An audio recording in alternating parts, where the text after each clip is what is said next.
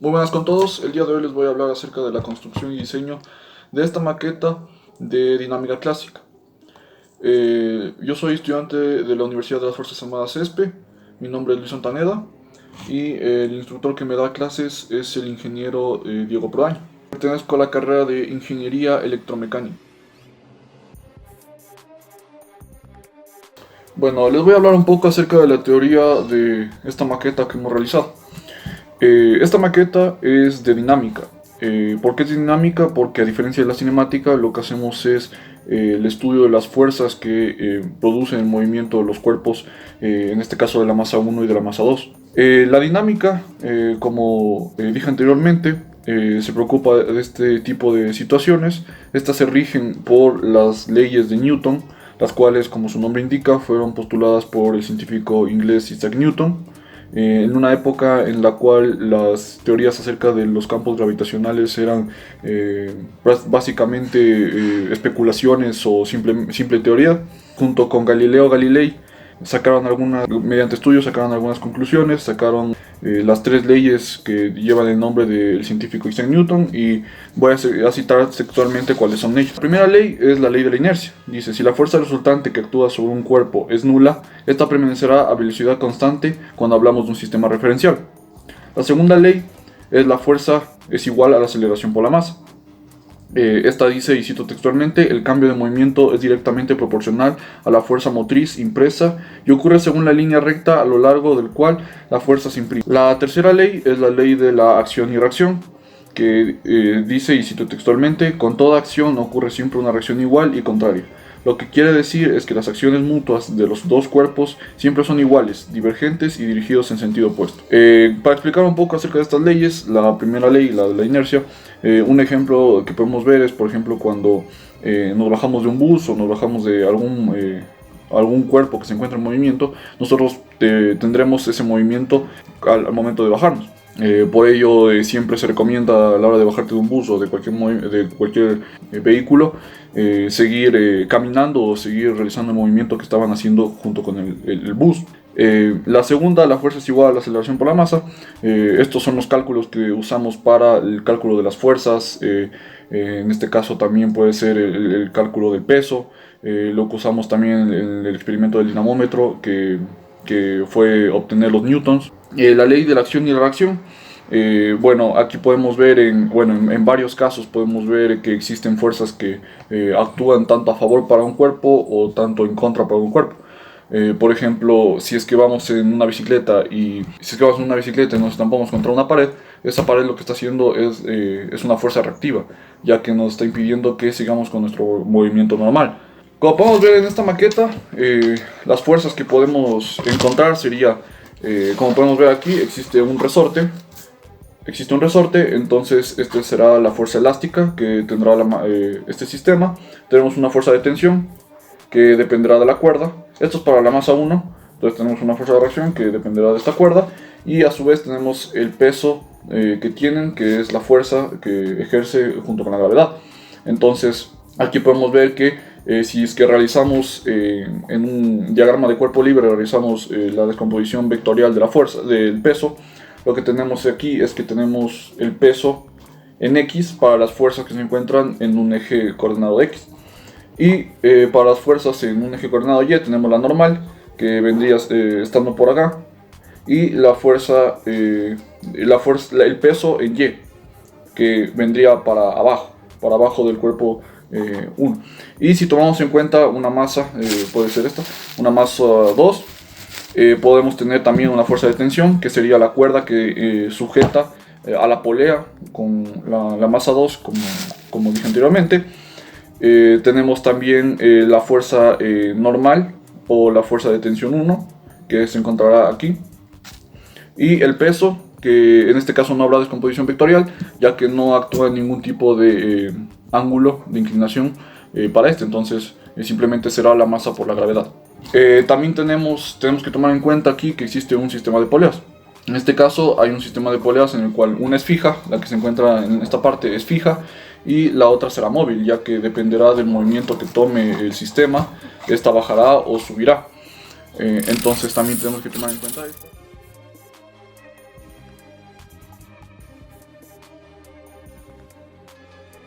Lo primero que haremos será con pequeñas fracciones circulares de madera armar las poleas. En este caso usaremos el taladro para realizar el conducto que pasará por la cuerda en el sistema que armaremos.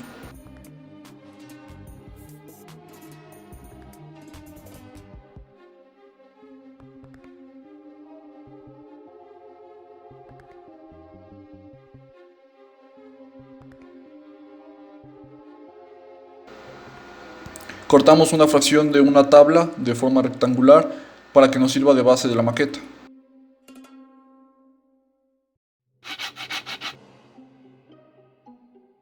Obtenemos una fracción de madera y la cortamos en dos, para que nos queden dos palos grandes de manera perpendicular.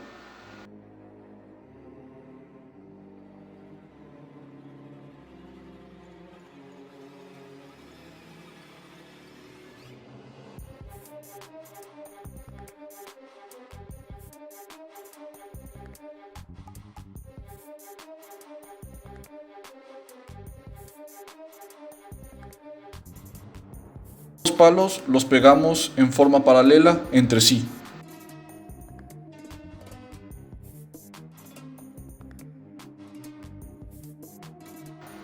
Lijamos los palos ya que servirán como el plano inclinado de nuestra maqueta.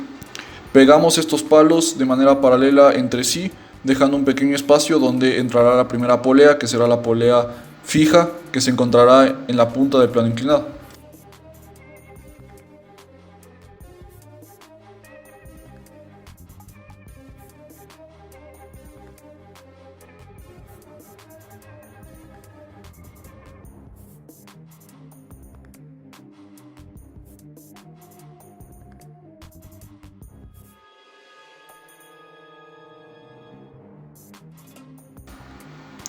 Realizamos los ajustes necesarios para que sea fijo este espacio que quedará entre cada uno de los palos.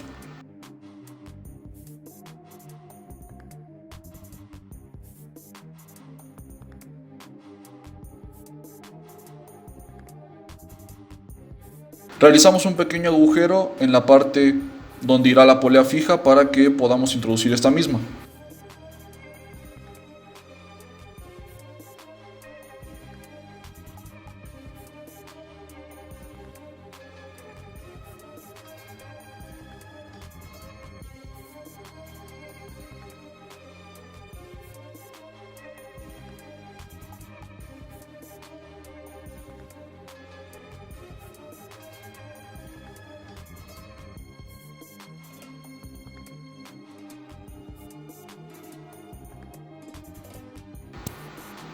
Con la ayuda de pegamento y con un taladro ajustamos el plano inclinado a la base de madera.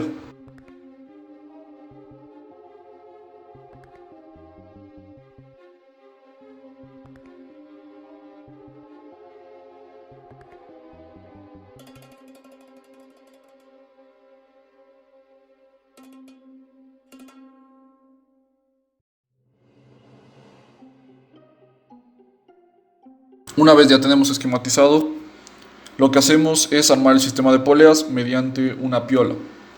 Amarramos esta piola a la polea que será móvil y conectamos la polea que será móvil a la polea fija que se encontrará en el plano inclinado.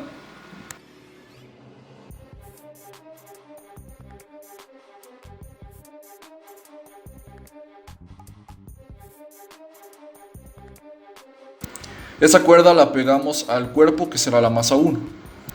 A su vez, en el otro extremo de la masa 1 pegamos un pequeño resorte y este mismo resorte lo pegamos en la punta inferior del plano inclinado.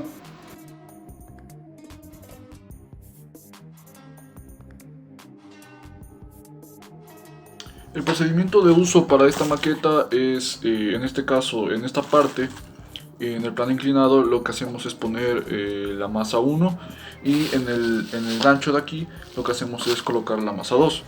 Entonces vamos a ver que el movimiento se regirá para el cuerpo que tenga más masa. En mi caso, el cuerpo que tendrá más masa será el que se encuentra aquí. Que este cuerpo contará con 500 gramos o 0.5 kilogramos y este cuerpo será de 111 gramos o 0.111 kilogramos.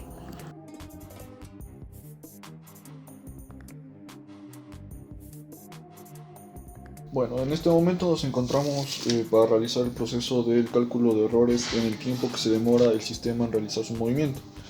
En este caso vamos a trabajar con dos masas. La primera, como podemos ver aquí, tendrá un valor de 111 gramos. Y la masa número 2 que vamos a colocar tendrá un valor de 500 gramos. 1, 2, 3. 0.32 segundos. Vamos a calcular en este caso el tiempo 2. 1, 2, 3. 0.34 segundos. Procedemos a calcular el tiempo número 3.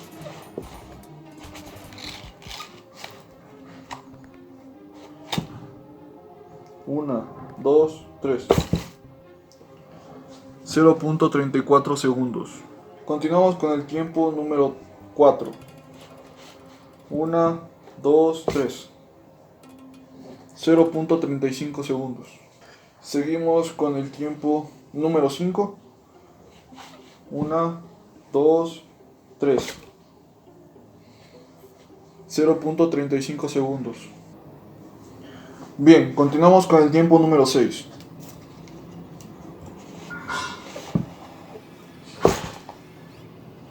0.34 segundos. Ahora proseguimos con el tiempo número 7. 1, 2, 3. 0.34 segundos. Muy bien, continuamos con el tiempo número 8. 1, 2, 3. 0.33 segundos. Ahora vamos con el tiempo 9. 1, 2, 3. 0.33 segundos. Y por último, hacemos el tiempo número 3. 1, 2, 3.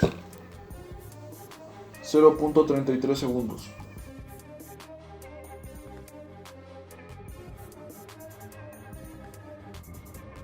Bueno, ahora nos encontramos aquí para medir la elongación del resorte que tendrá en la medición de... vamos a realizar el movimiento del sistema en 10 veces o en 10 escenarios y vamos a medir la elongación del resorte para calcular cada uno de los resortes y para que a su vez podamos calcular la constante de elasticidad que tendrá este elemento. Y para calcular si es que, y para ver la precisión que hemos tenido a la hora de realizar el sistema. Entonces comenzamos. Bien, este resorte tiene una longitud inicial, una longitud sin ningún tipo de deformidad, tiene de 6.5 centímetros o 0.065 metros. Entonces lo que procederemos a hacer es realizar el movimiento en diferentes tiempos. Vamos a colocar la masa que pertenece al cuerpo 1 y vamos a realizar diferentes movimientos 10 veces y vamos a calcular la elongación que tiene en cada uno de los escenarios que vamos a realizar y a base de eso vamos a realizar la constante, vamos a calcular la constante. Entonces empezamos por el primero. Se ha elongado y tenemos una elongación de 8.1 centímetros. Entonces procedemos a anotarlo. Procedemos a anotar 81 centímetros. Volvemos a realizar el movimiento. Bien.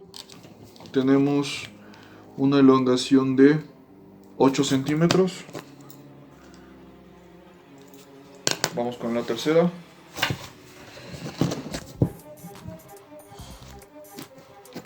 Tiene una elongación de 8.1 centímetros. Volvemos a realizar el movimiento.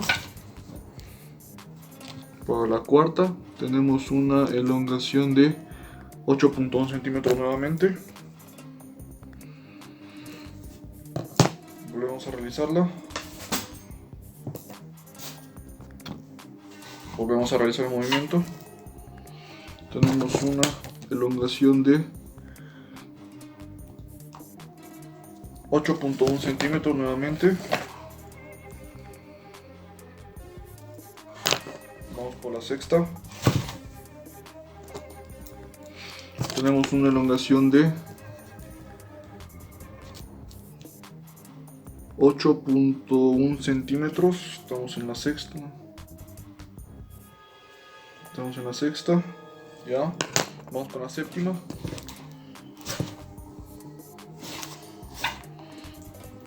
Tenemos una elongación de 8.2 centímetros. Continuamos con la octava.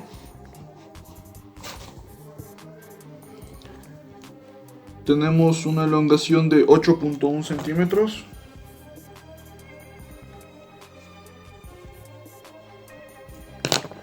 Vamos con la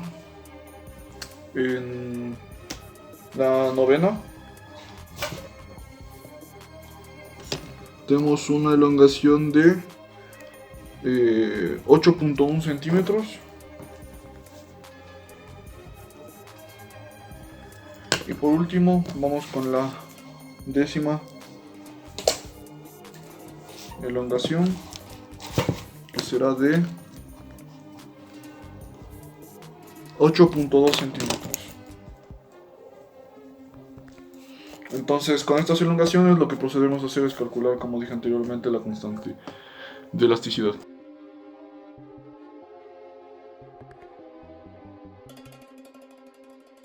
Ahora nos encontramos para la medición del ángulo de inclinación del plano, para la obtención de los coeficientes estáticos y cinéticos. Entonces, como podemos ver, aquí tenemos la aplicación de Angle Meter, el cual nos va a medir el ángulo de inclinación. En este caso, como se encuentra en 90 grados, lo que vamos a hacer es posteriormente restarle a 180.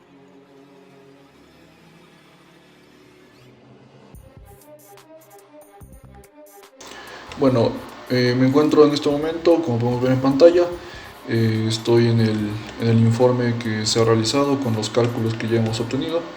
Entonces, como podemos ver, empezamos por el cálculo de errores de los tiempos. Lo que hemos hecho fue obtener el promedio de todos los tiempos que hemos sacado. Como podemos ver, en la parte de calculado se encuentran los tiempos que hemos sacado. En la parte posterior está el promedio, que es de 0.3380. Hemos restado a cada uno de los tiempos que hemos obtenido el promedio, y hemos sacado el promedio de esa resta para obtener el error relativo, que en este caso sería de 0.1893. Eso lo multiplicamos para 100 y nos daría como resultado 1.893 de porcentaje de error, por lo cual nuestra práctica es correcta, ya que es menos del 2%. Nos encontramos en el cálculo de error de los coeficientes estáticos. Como podemos ver, tenemos el ángulo que hemos obtenido, le hemos sacado la tangente a ese ángulo de la fórmula del coeficiente estático, que nos dio como resultado que es la tangente de los ángulos. Entonces hemos obtenido la tangente de esos ángulos, y como podemos ver, hicimos lo mismo de la tangente, sacamos el promedio, que en este caso sería de 2.1042. Ese promedio lo restamos para cada uno de los ángulos de la tangente de los ángulos que hemos obtenido, y nos da como resultado el valor relativo, que es de 0.091, que multiplicado para 100 nos da como resultado 0.914% de error, lo cual es válida la práctica, ya que nos está dando menos del 2%. Bajamos para las elongaciones de los resortes. Como podemos ver en la parte izquierda, tenemos la longitud inicial del resorte, que siempre da igual a 0.065, porque eso no cambia en metros. La longitud final de cada una de las elongaciones que hemos calculado anteriormente.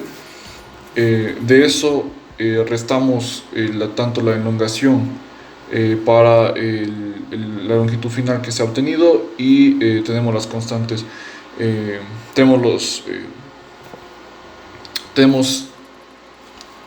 el valor que será estudiado. Ahora nos encontramos en las elongaciones. Tenemos las elongaciones que se han obtenido mediante la división de...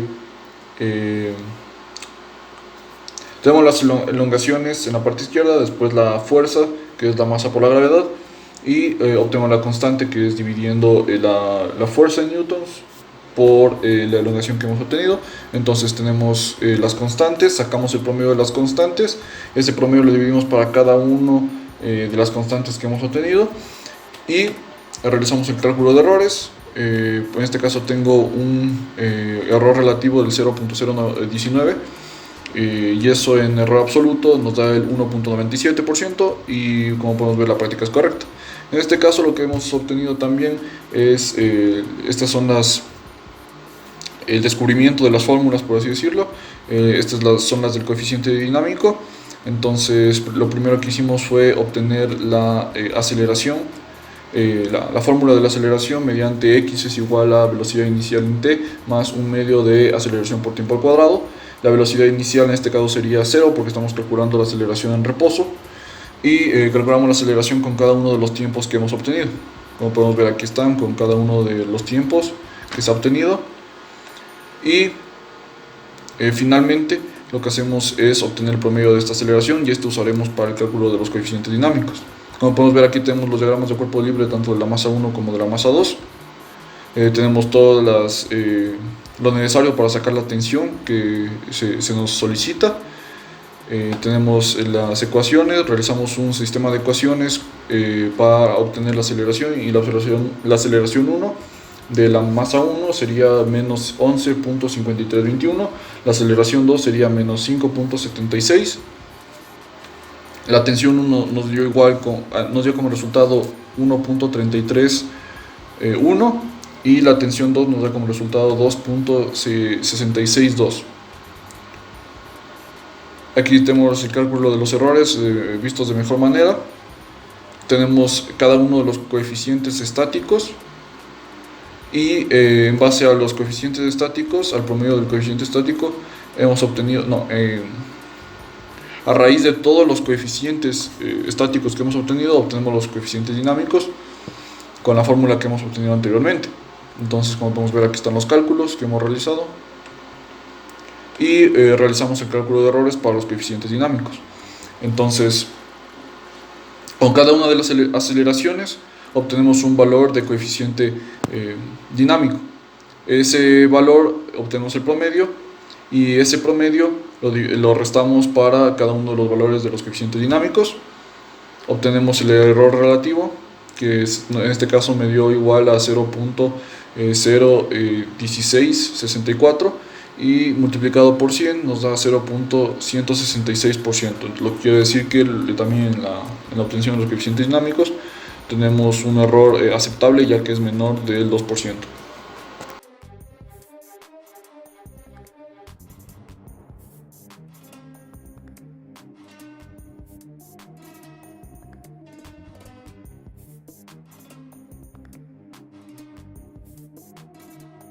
Bueno, como conclusión podría decir que gracias a la elaboración de esta maqueta nos hemos dado cuenta de cómo es el funcionamiento de este sistema de poleas y a su vez hemos podido resaltar la importancia que tienen las fuerzas que actuarán en este sistema.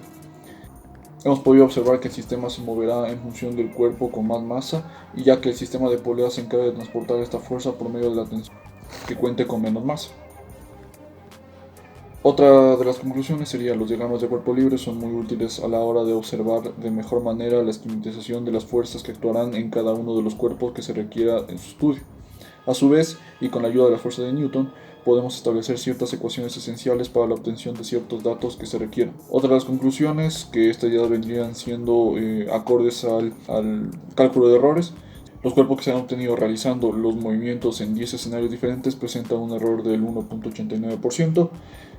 Con respecto a los coeficientes estáticos que se obtuvieron en 10 escenarios diferentes mediante la aplicación del angle meter, presentan un error del 0.094%.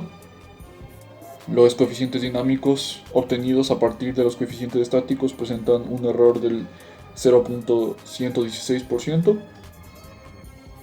Y por último, las constantes de elasticidad que se obtuvieron mediante la elongación del resorte en 10 escenarios diferentes presentan un error del 1.97%.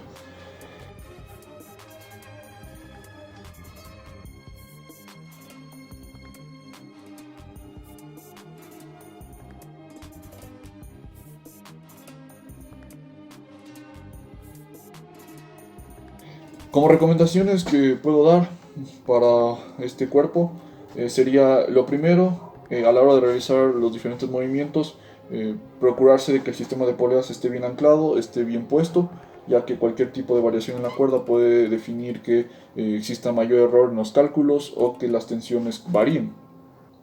Debemos evitar al máximo el rozamiento, la fuerza de rozamiento que existirá, ya que esto impedirá que se vea de mejor forma el cambio o en este caso el movimiento que realizará el cuerpo que se encontrará en el plano inclinado. También con respecto al resorte, sería mantener el resorte lo más fijo posible, ya que por lo general los resortes suelen mover o variar su dirección y esto impedirá que se calcule de mejor manera la fuerza elástica que se tendrá. Y por último, como recomendación sería que a la hora de el cálculo, bueno, a la hora de la experimentación con la masa que se encontrará en la polea móvil, lo que debemos evitar es que haya alguna superficie que impida que realice su movimiento natural, ya que esto también impedirá, por ejemplo, en el cálculo de los tiempos o en el cálculo de las tensiones, variará, causará algún tipo de variación. Muchas gracias.